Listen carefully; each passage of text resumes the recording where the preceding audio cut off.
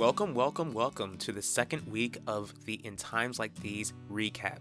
Now let's get into this, starting with our neighborhood drug dealer, Zeke. Once again, we find Zeke selling that poison in the schoolhouse. Ulissa almost catches him, but points out that it seems like he's making new friends. Zeke deflects what she saw, telling Ulissa how he knows that she's Nichelle's younger sister. She tells Zeke to drop the choir boy act, and wants to know what his intentions are with her older sister, whether he's looking for something serious or whether he's just looking to have some fun.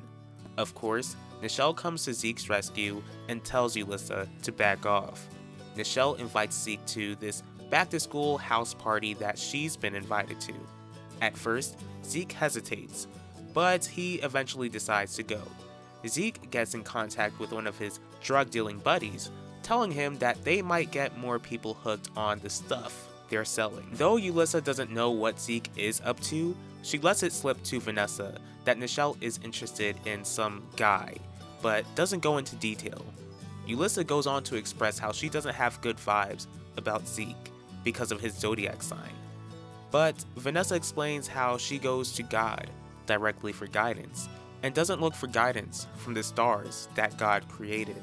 Speaking of Vanessa, Max is still feeling her, but she's still not feeling him. In order to get Vanessa to feel the same way that he feels about her, Max goes to his father Gianni for guidance. Heidi overhears Max's struggle to win Vanessa's heart, telling her son to leave it alone, especially since Vanessa, who is a born-again Christian, doesn't want to have a relationship with a Catholic. Yet, Gianni tells Max to ignore everything Heidi says and to keep on pursuing Vanessa, assuming that she'll eventually fall for him.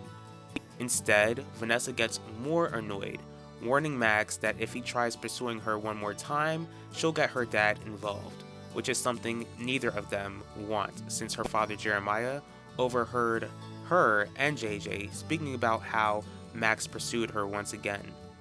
Jeremiah isn't having it, but though Vanessa tries to get her father to leave it alone, Jeremiah is adamant about making the message clear to Max.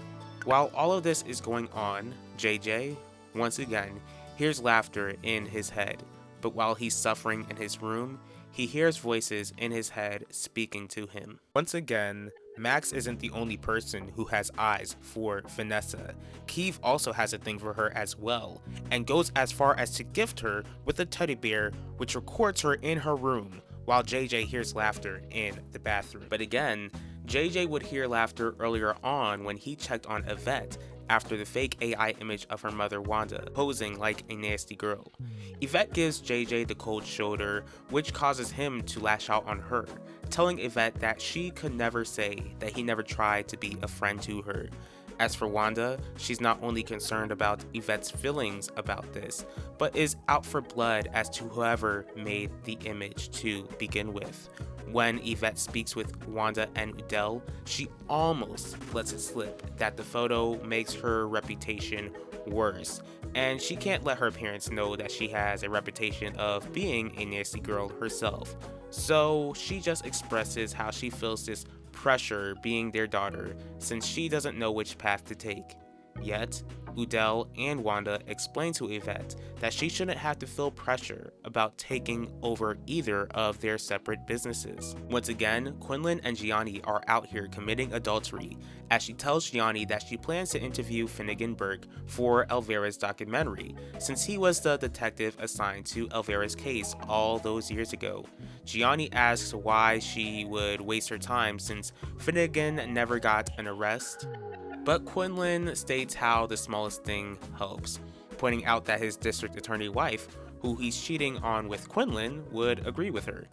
Gianni tells Quinlan that he wants to put his wife out of his mind while the two of them spend time together. He goes on to encourage Quinlan to interview Finnegan if she thinks it's best. Then she gets a call from Ben, who has no idea that she's having an affair with his father, and Gianni has no idea that Quinlan is helping his son solve Elvira's case.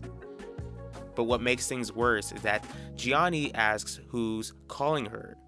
Quinlan lies, saying that Zeke is calling her, wanting privacy, but he's confused as to why she needs privacy in the first place. She makes the excuse that the call will probably end up becoming an argument, which she doesn't want him listening to. Finally, alone in her bathroom, Ben asks Quinlan if she's ready to question Finnegan, telling her not to procrastinate. After getting off the phone with Ben and having Gianni out of her apartment, she makes a call to Finnegan's office. The two of them meet one another. At first, Finnegan is reluctant about it since he doesn't want an angry mob after him when he speaks out. As for Quinlan, she convinces Finnegan that he will just simply tell his side of the story when it came to the initial investigation of Elvira's passing. Since Finnegan agreed to take part in the documentary, Ben urges Quinlan not to mess up the interview with Finnegan.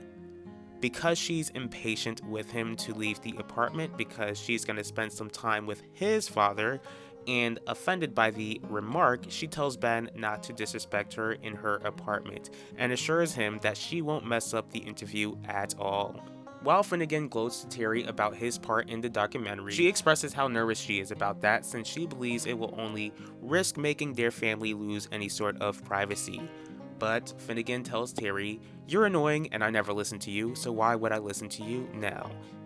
Since Finnegan still plans to take part in this documentary, she calls Essidor. The two meet and she tells Essidor how she worries that Finnegan taking part in the documentary will only reveal the crime she committed against Essidor's family.